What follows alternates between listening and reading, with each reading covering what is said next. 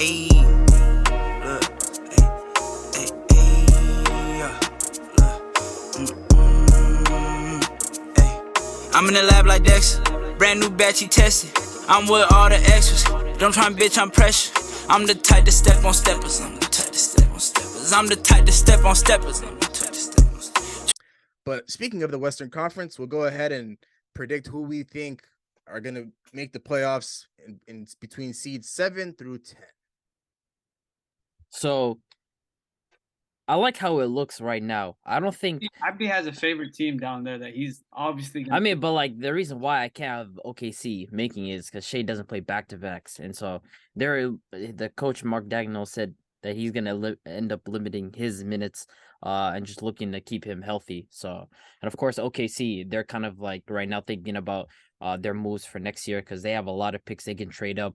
They can maybe end up with the 7th pick in this draft, I believe at max. But realistically, I kind of like how the order is right now, but with the two game, I mean, I have Minnesota kind of dropping just below Dallas. I have it as Dallas. I have Minnesota. I have Dallas. I have the Lakers. I have Minnesota and New Orleans in that order. I just feel like the Lakers right now, they're kind of red hot. I think they have the 2nd best defense since the trade deadline. I mean, Anthony Davis has been proving me wrong. He's just been playing phenomenally well especially since the trade deadline. But over on this last stretch of a week and a half, he's just been dominant. And then with Dallas, they're defensively, they're always going to have issues, but when you have Luka Doncic, Kyrie Irving just raises your ceilings. And Minnesota, I mean, Anthony Edwards is really their best offensive option, and really that's just it. They live and die by Anthony Edwards. If he has a bad game, I don't see much for this team until Cat comes back. And with New Orleans, I mean, Brandon Ingram, he's been playing well. CJ McCollum, he's chipping in, and this team, it just really comes down to health for them. And another setback for Zion Williamson, which is just a huge blow for this team, and someone who, it's going to be uncomfortable conversations come the offseason regarding Zion Williamson. As talented and great of a player that he is, he can't stay healthy. So it's something that they are going to end up having to deal with. But I have it now where I have it Dallas, I have Lakers, I have Minnesota, I have the Pelicans. Man, so I'm probably I'm gonna agree with you. I think it's gonna be Dallas, Lakers, Minnesota. But the thing with Zion is, man, what's his timetable for return? Well, he did have a setback, so he had another setback, right? Another setback, so he's gonna be on an additional 2 weeks, I believe. So it really just depends how he is 2 weeks from now. Utah or Portland. I don't know who I could pick for that last spot. I feel like Minnesota can fall out too, although they do have a 2-game lead over Lakers, Pelicans, Utah, and 3-game lead over OKC. But nah, I don't see Portland, man. Nah, no way. I don't think so. I just feel like it's so tight that like with this thing, it's like you win a game, but like the team that's above you wins a game, and the team behind you wins a game. It's just like everybody's close, and even when you lose a game, Liddy, that hurts because the team above you wins a game. It's just way too close. It's a lot. But I feel like Pelicans could fall out though. I'm not gonna lie. I see Pelicans with their schedule. They got. It's not too bad, but the way they end March is with the Clippers, with the Blazers, with the Warriors, with the Nuggets, with the Lakers. I think you know what? Yeah. So Dallas, Minnesota, Lakers, and Utah. I'm gonna put Utah in there. I think Utah comes out. Just so you know, Utah has the strongest and the hardest remaining schedule in the NBA. Just pointing that out. I mean, they have the hardest. You look at their schedule; they got Miami, Boston, Sacramento, Milwaukee. Sacramento they play Boston again. twice, by the way. They play the Kings twice. They play Boston twice. They play the Nuggets. And they play Phoenix, and they play the Bucks. And the way for them to end the year is Lakers, Thunder, Nuggets, Lakers. Yep. Hey, I don't know. That last spot's gonna be up for grabs, but I just can't see Pelicans with. I don't see CJ nor what's his face leading that team, Brandon Ingram. To me, I feel like they show some, and then next couple games it's iffy, and then they show some again, and then it's right back to that same iffiness to me. But I'm gonna stick with Utah. I think I'm gonna go.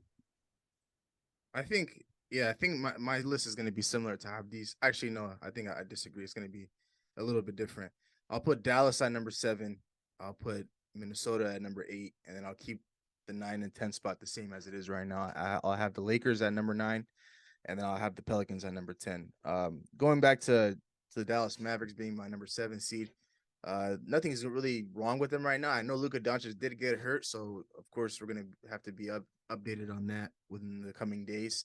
But I think Kyrie Irving is still good enough to lead that team. And then the Minnesota Timberwolves, I don't know what's the status update with Karl Anthony Towns. I was just reading right now a couple minutes ago. That guy hasn't played since November. Yeah, he hasn't played since November. That's a guy that we haven't talked about since pretty much the offseason. But he has resumed basketball activities this past week. So they're looking for him to return sometime within the next 2-3 weeks towards the end of the season, right around the playoffs. So I think Anthony Edwards is good enough to lead the team and to steady the ship for them to be the 8th seed. And then for the Lakers, with them playing so well right now, I do got to give them credit. Anthony Davis is holding down the fort. And then D'Angelo Russell coming back for their next game against the Raptors. I think they'll be just fine. They just got to hold on for maybe a week and a half until they reevaluate LeBron James and see where he's at with his ankle injury. And we know LeBron, he's superhuman, so he's going to be coming back as soon as possible, knowing that the Lakers have a shot at making the play-in tournament. So, and then the New Orleans Pelicans, they got to be, I thought they were going to be the biggest overachievers this year, but they, probably been one of the biggest disappointments this year for them to, be the 1 seed in like early December and then have Zion pretty much play great basketball all the way up until January. And then for them to just all the way fall down to 10th and be fighting for a playoff spot.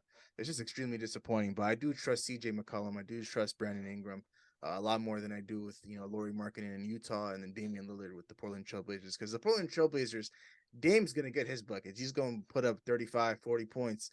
But, when he plays a good team, it's just not going to equal winning basketball. And then with the Utah Jazz having such a tough schedule, I just can't see them winning a lot of games coming down to this last stretch of the season. So I'll go Dallas and then Minnesota, Lakers, and then Pelicans. But it's going to be an interesting fight if, for in the play-in tournament. Yeah, go ahead. Finish up. No, I was done right there. You are done. What's your thoughts about Clippers and, Warriors potentially being in the play-in?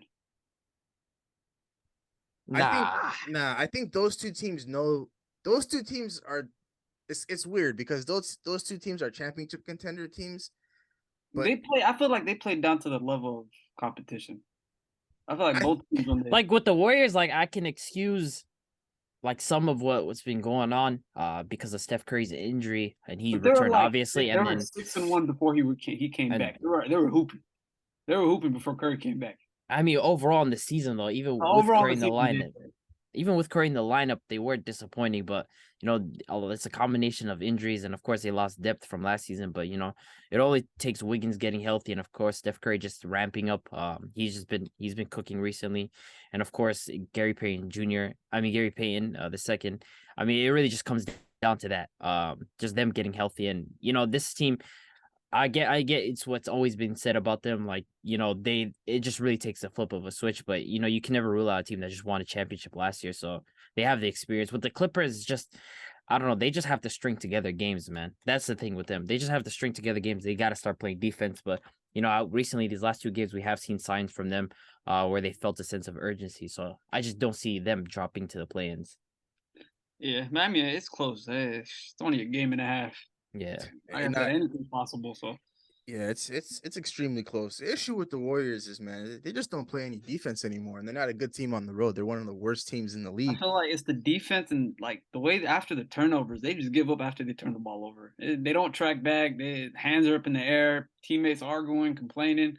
I don't know. I feel like it's the little stuff for the Warriors. There's nothing too major wrong with it. It's definitely something they can fix up, but.